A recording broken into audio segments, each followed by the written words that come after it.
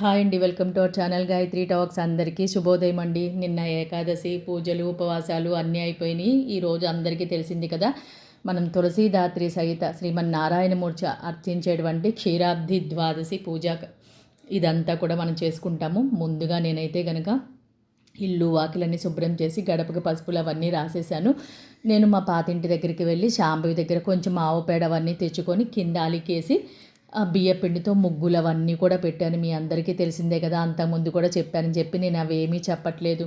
చక్కగా పద్మము, శంఖము, చక్రమము అవన్నీ కూడా వేసి గోపాదాలు, తర్వాత మనకు రంగురంగులటువంటి కావాలంటే అలంకరించుకోవచ్చు ముగ్గుల్లాగాను. నేనైతే అవి ఏమీ చేయలేదండి. బియ్యపిండితో చక్కగా ముగ్గులు వేసి పసుపు కుంకుమ వేసి అమ్మవారిని తులసీమాతని బయట పూజ చేసుకునే ప్లేస్ నుంచి బయట చేసుకోవచ్చండి. కానీ గాలి విపరీతంగా వేయడం వల్ల ఏంటంటే ఆ చుట్టూ వెలిగించినటువంటి దీపాలు ఉండట్లేదన్నమాట. పూజ చేసుకుంటుంటే మళ్ళీ చాలాసార్లు లెగవాల్సి వస్తుంది. అందుకని ఎందుకని చెప్పని ఇంకా లోపలికి తెచ్చుకొని ఇక్కడికి వచ్చిన కాంచి లోపలే పూజ చేస్తున్నాం. మా ఇంతవరకు పాతింటి దగ్గర అయితే కనుక మేము బయటే పెట్టుకొని చేసేవాళ్ళం. అప్పుడు కొంచెం గాలి వేగం అనేది చాలా తక్కువగా ఉండేదన్నమాట. ఇలా అయితే చాలా ప్రశాంతంగానే ఉందండి. అందరికీ తెలిసిందే కదండి, విఘ్నేశ్వర స్వామి పూజ అయిపోయిన తర్వాత మనం విష్ణుమూర్తికి అష్టోత్తరం తులసి అష్టోత్తరం చదివి మనకి కార్తీక పురాణంలో చివర ఉంటుంది కదా, క్షీరాబ్ది ద్వాదశి వ్రతకల్పమని, ఆ పుస్తకం ప్రకారం చేసుకుంటే రాని వాళ్ళు సరిపోతుంది.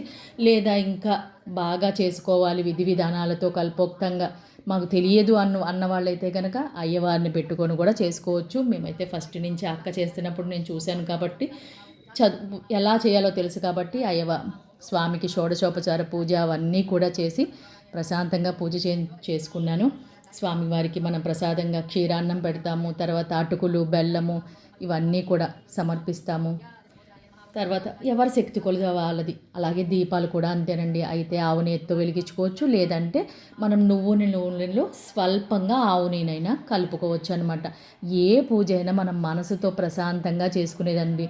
ఇందులో హంగులు, ఆర్భాటాలు, ఆదృత, తొందరగా అయిపోవాలనేటువంటి ఏమీ లేదు.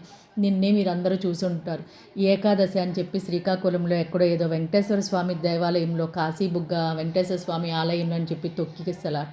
నేను అంతకుముందే చెప్పాను, ఎన్ని చెప్పండి, ఎన్ని ప్రవచనాలు వినండి, ఎన్ని టీవీ మాధ్యమాల్లో చూపించిన జనాల్లో మారతారన్న వాళ్ళు 1% కూడా ఉండరండి. అవన్నీ చూసినప్పుడు బాధేస్తుంది.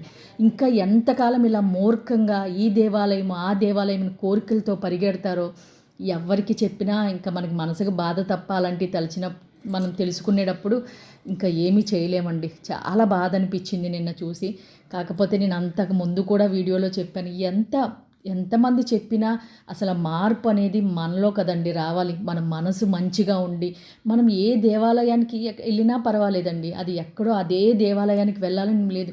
లేదా వెళ్ళలేమనుకుంటే ఇంట్లోనే ప్రశాంతంగా కూర్చొని మీకు కావలసినటువంటి స్వామి నామాలు, విష్ణు సహస్రనామం కానీ, జపం కానీ, లేకపోతే హాయిగా స్మరణ కానీ ఒక నామం తీసుకొని తలచినా కూడా ఆ ఏకాదశి పర్వదినానికి రావాల్సినటువంటి పుణ్యం వస్తుంది.